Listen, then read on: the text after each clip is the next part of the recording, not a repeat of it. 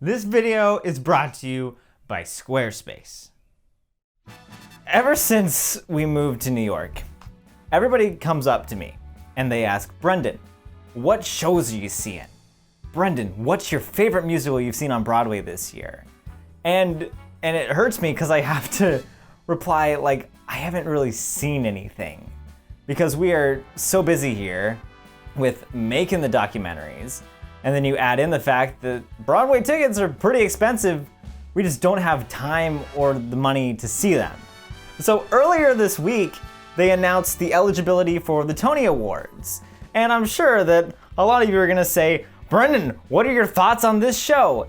And the answer I give to you is I probably 9 times out of 10 have not seen it because I've been researching some obscure show from 2004. Bumby, you cannot keep doing this, cat. So with that being said, I thought it'd be really fun if I tried to give you a recap of every show of this extraordinarily packed season filled with shows that I have not seen at all. And to add to it, I'm very drunk. So here we go.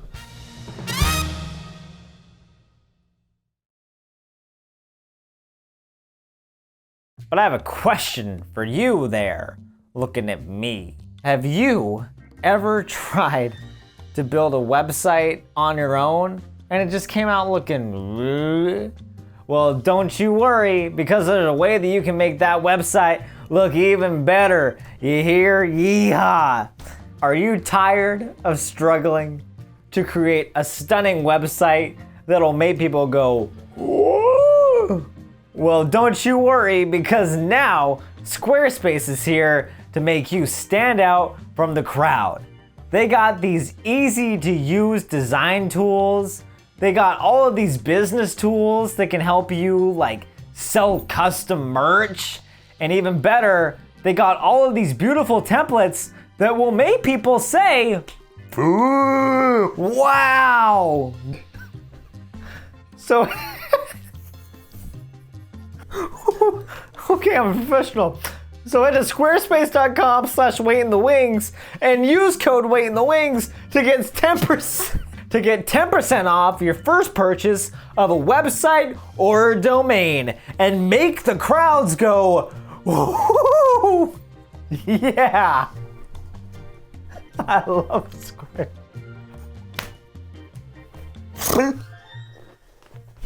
Oh my god, it's something like the scripted. Oh! Okay, first show. Okay, first show. First show. First show, Lempika. Lempika, it's about lesbians, yeah! And she does art. From all the ads I saw, it's like, woo, she's like Madonna in the 30s. And that's Lempika. All right, Here Lies Love is like, let's take martial law, but make it sexy. And put the whole theater in this club. And it basically tells the story of the Marcos family, where you're like, wow, this is a fun club atmosphere. But then you leave thinking, wow, I feel kind of icky. Back to the Future is like, let's do incest, but to do...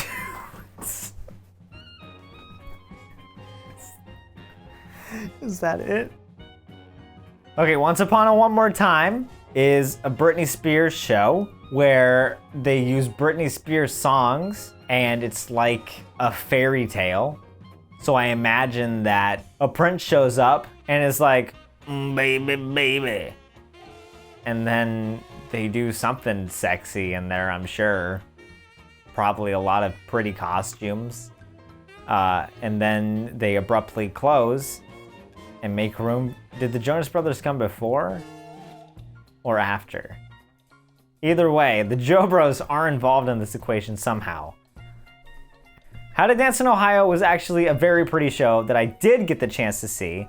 It's about a group of autistic people who are in group counseling. Basically, who's running this counseling, Dr. Amigo, he says, hey guys, let's throw this dance. And some people are like, yeah, let's do it. And then other people are like, ooh, I don't really want to. And then the newspapers are like, hey guys, look at this cool dance. These are people suffering from autism. And it's like, no, you idiot. That's not how you talk about this, because they're not suffering from autism. Autism is probably one of their greatest gifts. And by the end of the musical, it's like that's what everybody realizes, is that they're all very special and very unique. And then they come together and they have this great big dance number. And you're like, man, I wish this show ran a couple of months longer. Days of Wine and Roses? I was listening to Sirius XM, the Sinatra channel, and this song came on that sang to me, Days of Wine and Roses. And as I was doing the dishes, I was like, I wonder if that's about the show. But I didn't care enough to Google it. So I assume that like producers heard that one song and thought, yeah, let's make a musical about that. Remember 2006 when you could put wine and roses out and it was like it didn't cost you a house? Is that Days of Wine and Roses? Is that what it's about? It's about alcoholism. What? So Days of Wine and Roses is probably based off of the Sirius XM song and also deals with alcoholism. Harmony. Okay, I know this one features music by Barry Manilow, who, sang songs that, growing up, he's always just been old in my mind, but now he's like really old. But now I guess he made this musical that deals with a Jewish band during like Nazism, and that is not a beautiful noise, but it is harmony. Okay, Notebook. I saw the movie once, kinda, when I was in college, and I was like, whoa, I've got a girlfriend, and we're watching The Notebook now. I wish we were watching Wheel of Fortune, but here we are. And I really think I fell asleep, but I remember I woke up and there was rain and Ryan Gosling was going, wait. And I imagine that scene's in here. All I know is that Ingrid Michaelson's writing the music, so it's probably got some poppy stuff to it, and this lady's like writing in a notebook, and then they kissed in the rain at some point, and that's The Notebook. I imagine that Water for Elephants is probably about this guy who's like, hey kids, when I was a kid like you, I tried to hydrate dehydrated elephants at this circus where they really didn't pay me well, but God, did I love the peanuts, and God, did I love this one woman who worked there. And they're like, hey, I love you. And the elephants are like, geez, can we please get some water? And they're like, slow down, dude, I gotta make out. And then we'll get you some water, you elephants. Okay, so The Great Gatsby, I have actually gotten to see a couple of times on Broadway because we're currently making a separate project with them. So The Great Gatsby is about this millionaire dude named Jay Gatsby who is like, hey, I met this girl before I went off to war, and oh my God, I really want to love up on her. But then he comes back and he's like, whoa, she got married while I was in war? What the hell, man? And then Nick Carraway is like, hey, I sell stocks or bonds, and I'm also Daisy's cousin. And Gatsby's like, whoa, dude, come to these parties that I'm wasting a bunch of money on so that Daisy will love me. And then Tom's like, I play polo. And then Gatsby gets shot because of bad choices he made and because he suffers from the allegory of the American dream, which F. Scott Fitzgerald, you sick bastard, why would you make him suffer this? And then while his body has not even gotten cold yet, a bunch of people come out and go, no money, that Gatsby guy sucked. And then they take their bows. Hard at rock and roll. It is still beating. Hell's Kitchen. It's got music by Alicia Keys, and I assume that it tells the story of somebody who's living in Hell's Kitchen. Because based off of what your mom says when we walked by the opening night of Hell's Kitchen, where she said, "Oh, is this the Great Gatsby?" But also when we said, "No, it's the show Hell's Kitchen," and she said, "Oh, is it like for the place Hell's Kitchen?" And we said, "No, it's like the show Hell's Kitchen." I don't even remember the point I was trying to make here, but I just want you to know that that story did happen. I would assume the marketing needs a little bit of help because they're advertising a show called Hell's Kitchen in Hell's Kitchen, but I guarantee that the song, "New York, concrete jungle, wet whips are made of," shows up at least at one point, like probably at the end of the show. And it's like, wow, that's New York City. That is Hell's Kitchen. That is definitely not the Great Gatsby. What? Illinois. What is Illinois? When did that open? What is Illinois? April. April what? I didn't know this musical existed until right now. Illinois? Illinois is about a group of people who are on the L train. And they're like, yeah, let's go to the Art Institute and see Edward Hopper's Nighthawks.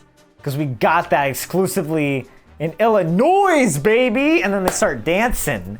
And then Nighthawks comes to life. And they're dancing in it. And that's Illinois. North of Savannah. Lampika. I already described Lampika. It's got lesbians, outsiders. It's wet. They wear leather jackets. They rumble, and somebody dies. I imagine at some point they go shoot boo boo wop wop, and then they all go Sandy, and then they die. Somebody dies and says stay gold, not stay golden, as I learned from the Drama Bookshop Cup.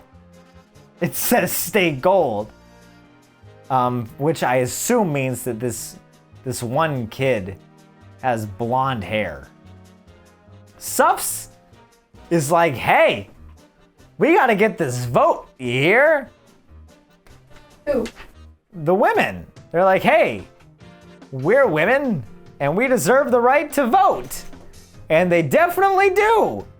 And man, I really hope at the end of it, they get the right to vote. The Wiz. I did this thing where I watched all of the live TV musicals because I was like, I'm gonna watch every single one and put it into a video. And then I reached The Grinch and I just couldn't do it anymore. But in that marathon of all the musicals that I watched, these live TV musicals, The Wiz was absolutely my favorite. It's the story of the Wizard of Oz, but retold through like black culture, which is fantastic and it adds its own twist to it. And it's a very cool show. Tommy is a revival of the Who's show. Who the Who, if you don't know who they are. How many times can I say who in a sentence? You know CSI Miami, when the guy goes, oh, she got stabbed. I guess you could say she had a sharp personality. Yeah! That's the Who. They do this with, they probably wrote the music for Tommy. And all I know with Tommy is that it's like this kid plays pinball. And based off of my understanding of theater, I would assume that the pinball is kind of something deeper, where it's like the pinball isn't actually pinball. It's like, wow, this is a troubled relationship with my mom.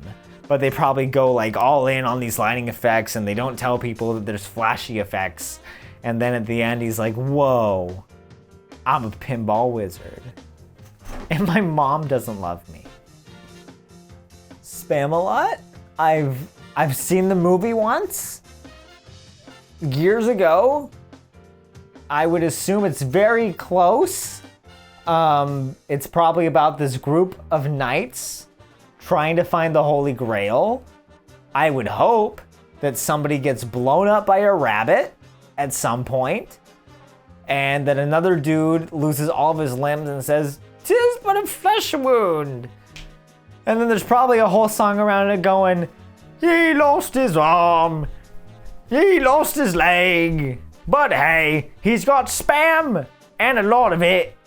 Merrily, we roll along. It was a 1980s Sondheim flop that is now turned into a bop. But it's raised the question of, is the material actually really strong now? Or is it just selling so much because it's got Daniel Radcliffe, Lindsay Mendez, and Jonathan Groff? I almost said Anthony Rapp, but that is not it. It tells the story of these middle-aged people who are like, wow, I've got everything I could have ever wanted, but now I'm sad. And let's go back to when I was a kid and figure out the root of this sadness. And then they go, "La ba-ba-dibba-dibba, yip-bibba-dibba-dibba. Give us $700 and you can get a nosebleed seat. Cause that's what Sondheim woulda wanted, yeah." Okay, Cabaret doesn't really count, cause I saw Cabaret in London, and it was a very bad experience because the people in front of me, even though they say there's a no phone policy, they were on their phone the whole time. And basically what I get from it is like Cabaret is immersive, but then it's not. It's like you go in and it's like, whoa, I get this random shot of alcohol that happens to be Fireball, which I haven't drank since I was 18. And you go in and it's like all of these people dancing around you. And you're like, wow, this is cool. But then those people go home and then you're sitting there in the theater and you're like, whoa, it's just Cabaret, but with the set of Natasha Pierre and the Great Comet in 1812. It's got like creepy MCs. It's got Nazis. The version I saw, it had a lot of bare feet, but really what I walked away with was, man, I wish these people in front of me would stop listening to their voice memos and jamming out while a literal group of Nazis is marching out to the stage. Again, that's my own experience. I don't know if that's what's going on Broadway, but based off of the person who ran up and grabbed Eddie Raidman's ass, I would assume that it's very similar. Okay, last one, Gutenberg. It's from Alex Timbers, who directed Beetlejuice and Bloody Billy Andrew Jackson. And it was a very important part of Alex Timbers' creative career. Why aren't you looking at me? But other than that, I don't really know what it's about. I know it's like two guys who are trying to put on like a show. It's a show about two guys putting on a show. And they're like, hey, let's name it after this computer guy, Gutenberg. And then somehow, based off of whoever is booking these appearances behind the scenes, they're like, yeah, here we are. We got these hats and we're trying to put on this musical. And oh my God, look it's Anna Wintour coming out to say, yeah, I'm a producer now and you can stop singing. Here you go. And that's it, because they're like, hey, I'm gonna give you this contract because, God, Josh Gad and Anthony Randalls, you're cute AF. And that's Gutenberg. And that is a recap of the 2023-2024 season that I did not see, and I'm drunk. And I don't know, personally, I think I nailed it. But when I'm sober and reading these in 3 days, I can't wait to see everyone's comments saying, oh my God, this guy was so wrong. And going back to Merrily, thinking about how big of a flop that was, what even is a flop? Well, click on this video to learn more about how we determine what a flop is, and be sure to donate on Patreon so you can keep supporting us making videos, hopefully not like these in the future. We want to keep making documentaries.